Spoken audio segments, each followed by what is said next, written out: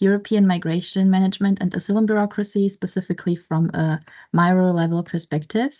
And his PhD thesis investigated various aspects of asylum casework done by the European Union Agency for Asylum in Greece.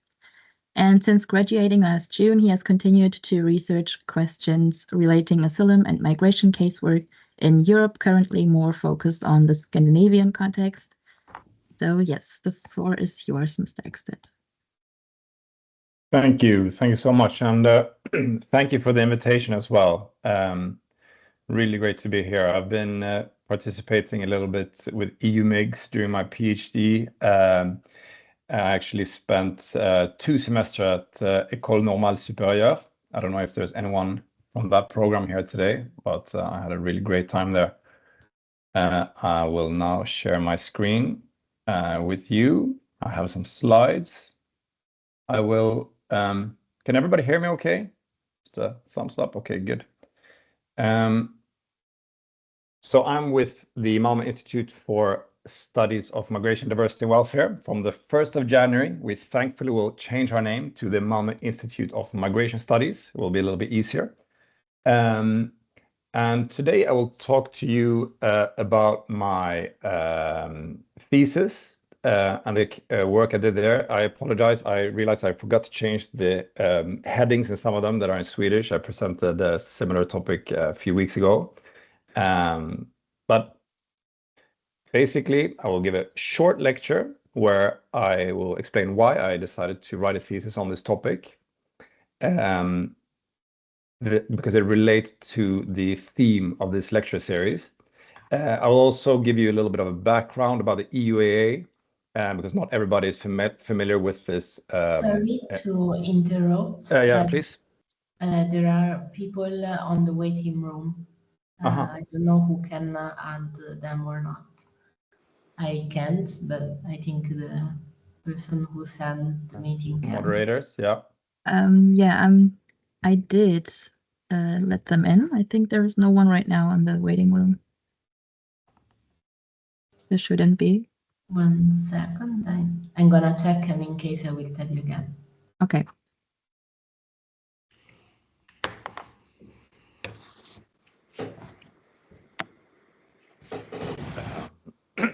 Maybe I could just continue in the meantime. Yes, please just continue. I will check if there's a someone in waiting room. I will also discuss a little bit briefly the results of the thesis. All of this very short. Feel free, of course, to ask me questions later in the discussions if anything is unclear. And then I will add some reflections about being a caseworker, doing research on caseworkers, because I have a background myself as an asylum office caseworker. I'll tell you more about that now. So between 2012 and 2017, I worked in the area of asylum, mostly in Europe. I spent about a year at IOM Iraq, the International Organization for Migration. But I was mainly also a caseworker at an asylum case unit at the Swedish Migration Agency, SMA, that's how I abbreviate that, Swedish Migration Agency. It's the Swedish agency responsible for all immigration and visas and refugee status determination in Sweden. And I also worked in smaller NGOs in various roles, quite a lot in Greece around 2015, 2016, which is where I got some of the more specific ideas about writing this thesis.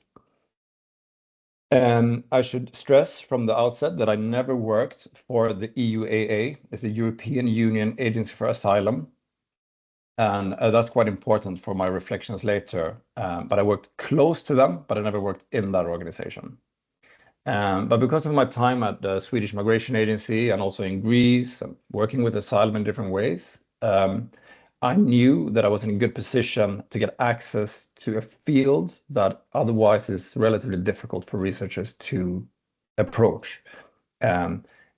Large institutions working with asylum in the European Union are, generally speaking, considered inaccessible research environments, partly because there are large confidentiality issues in everything that relates to asylum casework, meaning that they are hesitant to welcome researchers into their offices that they are unfamiliar with.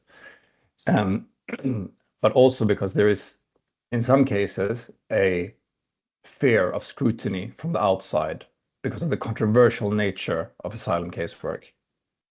But because of my contacts, because of having worked in the field, I knew that at least I wasn't sure that I was going to have access, but I had a good hunch that it would be perhaps more possible for me than it would have been for many other people who came into the field with no network within migration management in Europe. The intransparency of the organizations is much due to a paradox in the European asylum system. You might recognize the abbreviation CEAS, the Common European Asylum System. It's the EU's name for the common effort to create one uniform system of asylum for all member states, most notably the recent pact, new pact on asylum and migration. But it's existed for about 20 years. And when I was working in the field, I could see the paradox of CEAS very clearly, that on the one hand, it is a very extensive network of legislation that is designed to uphold human rights. You will regularly find formulations that are based on human rights, human dignity, protection of refugees, and protection of vulnerable migrants. At the same time, billions of euros are being spent in order to stop people from entering the European Union. And when you work on the ground, you very clearly see that people are not treated necessarily according to the very high standards that the system explicitly aims to uphold. And more than that, there are also many political pressures from various sides. On the one hand, you have political pressure to stop asylum immigration, and you have a policy of deterrence, meaning that some politicians argue that we cannot treat asylum seekers too well because otherwise too many will come. On the other hand, there are also political pressures from other sides, most notably perhaps from civil society, that champion the rights of refugees and want the institutions to treat refugees better. So I quite simply wanted to research this paradox that I myself had. Excuse me, there are quite many people that have their microphones unmuted. Maybe you could just double check so you have them muted. I take the chance to say that apparently there is a student called Selim who's still on the waiting room, but I will let the person check. Okay. So there is the paradox of the Common European Asylum System. Caseworkers are pressured both to uphold values that are enshrined in such as human rights, and at the same time act as a deterrent in order to stop asylum seekers from arriving. And there are political pressures on the one hand to uphold the framework of human rights, but on the other hand, there's also pressure of deterrence to stop people from coming. I felt as a caseworker that this system was an impossible square to circle. It was simply not possible to undertake asylum casework in a way that did both of these two at the same time, because they are quite often mutually exclusive. So that's how I got the idea of doing the research project. And the final result was a PhD thesis with 4 articles, all 4 in one way or another relating to these issues. And I found a case study that I thought was good. And it was an institution called the European Union Agency for Asylum. In order to complicate things a little bit, until 2022, that organization was called the European Asylum Support Office, EASO. They changed the name and got a new mandate. But it's the same organization. This organization, or this institution, the EU agency, was founded in 2011. It's headquartered in Malta, in Valletta. in the Mediterranean. And the original purpose of this organization was to help member states implement the common European legislation within asylum. And the original idea was to have training activities, writing reports, having workshops, information exchange, things of that nature. But in 2015, in Greece, they made use of an article in the EASO regulation, in the law that regulates the agency's activities, and they began doing entire asylum case interviews in Greece. Technically, the way this works is that the European agency, they perform every step of an asylum interview. Typically, that begins by registering the asylum case, taking up identification documents if there are any, and then asking the asylum applicant questions regarding of why they have applied for asylum. And they take close notes of this. Then you look at the interview transcripts and you make a decision whether or not that constitutes a right to refugee status or subsidiary protection. Because of the way the European legislation is written, the EUAA, they don't have the legal right to make the final decision in an asylum case. That is always a competence of the member states' national authorities. But because Greek authorities were overwhelmed by the large number of cases and are still, to some extent, overwhelmed by the large number of cases that arrive in Greece, and at the same time, the relatively underdeveloped bureaucratic structures of the Greek asylum service,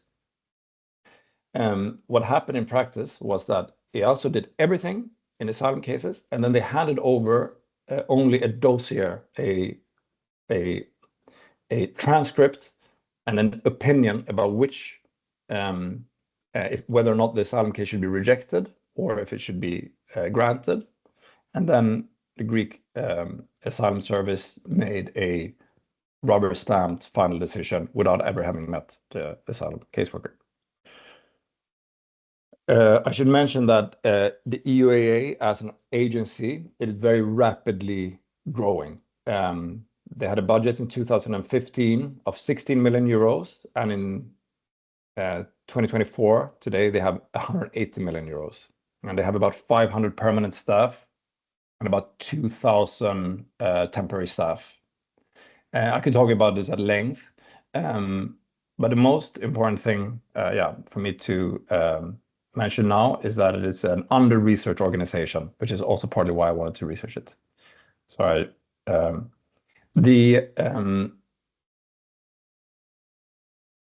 mentioned most of the things on this slide. I forgot to press forward, but the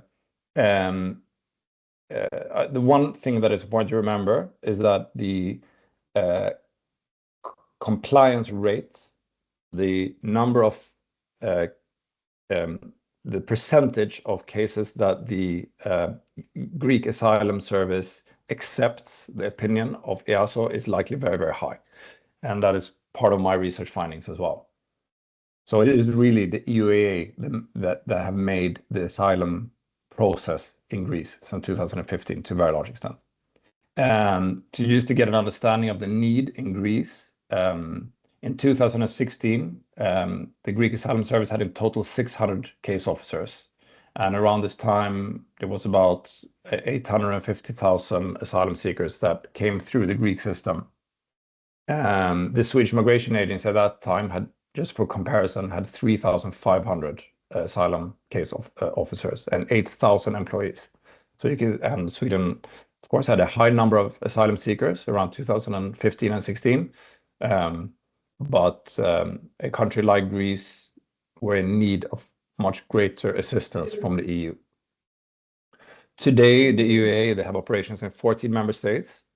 The vast majority of their budget goes to countries around the Mediterranean, Greece, Italy, Spain. The countries in the yellow are countries where they do have operations. In Belgium and Netherlands, they have very, very small operations relating to reception. And in the Baltic states, it relates to the Ukrainian situation, temporary protection of Ukrainians. The light blue are where they have had operations previously, but no longer have. The first article was a case study on the asylum process that I described. And what I wanted to investigate was whether or not there was a gap between the formal values that the European Common Asylum System professes and the way the cases were actually handled on the ground. And I had a focus on how efficiency impacts, the strive for efficiency, how that impacts the quality of the asylum case process. I concluded that there was a very strong emphasis on undertaking asylum casework quickly rather than correctly. And I also show in the article how this has a tendency to foster cynicism among caseworkers and reduces the morale of caseworkers. And I also show in that article how many caseworkers struggle with ethical dilemma that relate to this discrepancy between formal values and actual practice. The second article, I should mention as well, the first article, it was only conducted in the hotspots, the Eastern Aegean Islands, Lesbos, Chios, Samos, Leros, and Kos, because that's where the conditions were the most dire. And I interviewed caseworkers simply at the EUA who worked in these operations, caseworkers and other staff of the EUA, mainly caseworkers. The second article was about the EUA's work in all of Greece. And this article is about bureaucratic discretion, which is an interesting field of study in public administration more generally. Without getting too technical, if you want to read it, this article is open access in comparative migration studies. I essentially show how the bureaucratic system, how it is created, how they organize their office and how they organize their contracts, their employment status, the time of the contracts of the caseworkers, and so on, how that entire system reduces the sense of responsibility of the caseworkers. Because in a regular asylum office, it's quite often one caseworker that has responsibility for a case from the beginning to the end. But at this particular organization, this way of doing asylum casework, the fact that it is the EUAA that does the interview, and it is the Greek Asylum Service that formally makes the final decision, that removes a sense of responsibility. To put it simply, the caseworker at EUAA can say that, well, the decision isn't ours, it's the Greek authorities. And the Greek authorities, they can say, well, the most important part of it, the asylum interview, is not done by us, it's done by the EUAA. So therefore, there is a gap in accountability, let's say.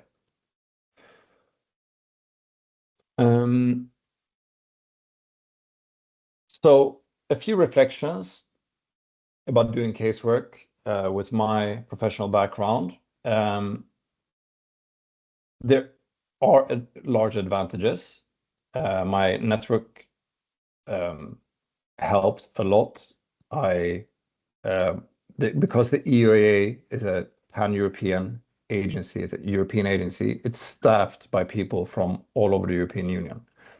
It is partly staffed by people from the Swedish Migration Agency, but it's also staffed by people from other national agencies. And when you work in the field of asylum, very quickly you notice that it is a relatively small world. So you know a lot of people already simply by having worked in the system.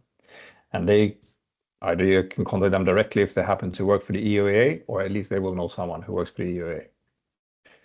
And I put, as a first bullet point there, I put language.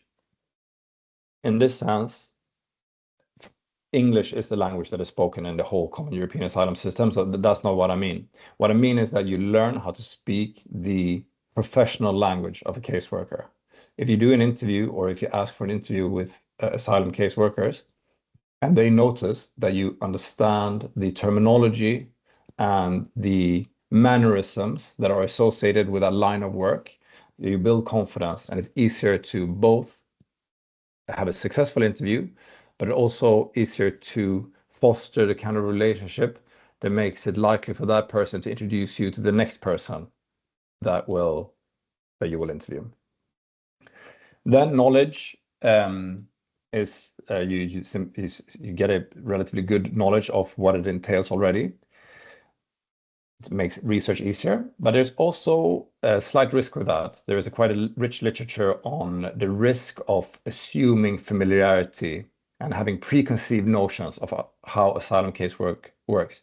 And for that, I would just say that this goes for any field, but it's important to reflect over what are results that I actually receive and what are actually things that I think I already know. And that work, I think, helps a lot to simply be aware of it and think about it deeply before, especially in the preparatory phase of the fieldwork. Then I've written also that I think it's very good to choose to study something that is close to you, but not too close. So I chose not to research IOM, where I worked, or the Swedish Migration Agency, because I think that the risks of familiarity and other risks are too great by doing that. But I instead chose to research an agency that does a similar type of work where your networks can come to good use, but that is an organization that you haven't worked for directly yourself. This has many advantages. Also, not to say the least, it's actually, if you're planning on writing a PhD or even a master thesis, it's quite nice to research something that you actually learn a lot as well. You know, you get to discover an organization. So I was very happy with the choice of agency from that standpoint as well. Then also being aware of your personal biases and maintaining a critical eye really requires a conscious effort. I will speak a little bit more about that because it relates to ethical concerns. As a researcher, I think everybody agrees that it's important to be critical. You can be critical in the capital C critical studies sense. My research is not that, but nevertheless, it is critical in the sense that you will want to focus on problems and not be afraid of laying bare those problems clearly in your text. And of course, when you research something where you yourself have been involved in professionally previously, those findings might negatively impact former colleagues, and they might impact people within your network. And the way I see it, there's just no way around that. It's just the things that it's just the natural way of things, and that is things that that's the way that it has to be. But it's nevertheless important maybe to have that in mind before you start doing the research, and also try to build up a courage to be able to give that criticism. Another thing that you might want to think about before is whether or not to be transparent about your professional background. I chose to be transparent about this and clearly tell everyone before the interview that I had some professional experience in the field. From a research standpoint, that has some advantages because you can skip some basic explanations about the way things work, because the person that you're interviewing will know that you're aware of some fundamental principles of international migration law or so on. But it might also be negative because you might skip too much. They will simply assume that you know more than you actually know.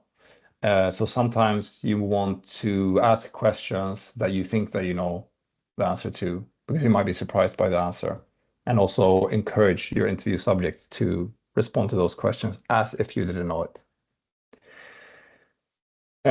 About integrity, doing a PhD in migration studies might not be the most employable PhD on the planet. There are job opportunities, but you might not stick in academia. Many people that do a PhD in migration studies, they will work in the field of migration in some other way. and this is of course even more true, the majority of people doing a master's in migration studies will work in the field. And there you require some integrity not to think of your future employability, because that could significantly reduce your willingness to be critical. I know that I want to stay in academia, and that is my strong preference. But of course, with my professional background, something like the EUAA could have been a potential future employer. And you don't want that to impact your research results in any way. Again, it's just reflective work and somehow building up the courage not to let that impact you. But that also goes the other way around. And this is my final point, which I think is a really interesting one that I think many people don't think about. It's also important to have the courage to be uncritical, because you don't want to overcompensate for the perception that someone who will hear, oh, here's a caseworker who has done research on caseworkers, he's going to be biased for the caseworker's sake. You don't want to overcompensate that, and you shouldn't be afraid also to be uncritical and to show things that can actually be positive in the way that an agency or an organization does things. And that's a balance that I think really can only be solved by introspective reflection and being aware of these potential pitfalls. I will stop there, but I hope this opened at least the door for some further discussions, and I will remain at your disposal for any comments, questions, or criticism. Thank you. Thank you very much for your very enriching presentation and all your insights into your research. I'm sure there are plenty of questions, but as said in the beginning, we will do the Q&A session at the end of this meeting. So keep your questions for Mr. Ekstedt in mind or put them in the chat now. But for now, we are going to listen to our second speaker, who is Mira Hazar. She is a researcher and a university lecturer at the University of Osnabrück's Institute for Migration Research and Intercultural Studies, specializing in social and migration studies. And her work critically examines identity, belonging, and agency among the Syrian newcomer populations in Germany through a post-colonial perspective. And combining theory and practice, she engages in migration-focused social work, political education, and teaches courses that foster a nuanced understanding of forced migration's socio-political contexts. And Mira Hazar values refugees' lived experiences as crucial expertise, emphasizing that the intersection of academic research and practical involvement in the field. So thank you very much for taking time for us today. Ms. Hazar, please.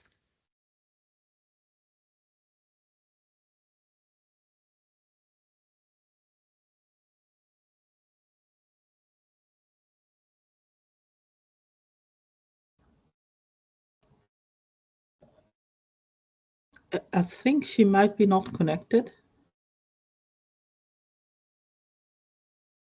I don't know, but I can find her name. Yeah, me neither. That's why I was trying to look whether she was moderator, but I can find it in the list. So she was connected at the beginning of the lecture. Yeah, but I thought so too. I can try to call her. Oh, that would be perfect. Okay. Okay. Yes, it would be great. I will also write to her. Then maybe we can proceed with a Q&A with Johan, if it's okay for you. Yeah. Okay, then I'll interrupt the recording for the moment. Okay. Yeah.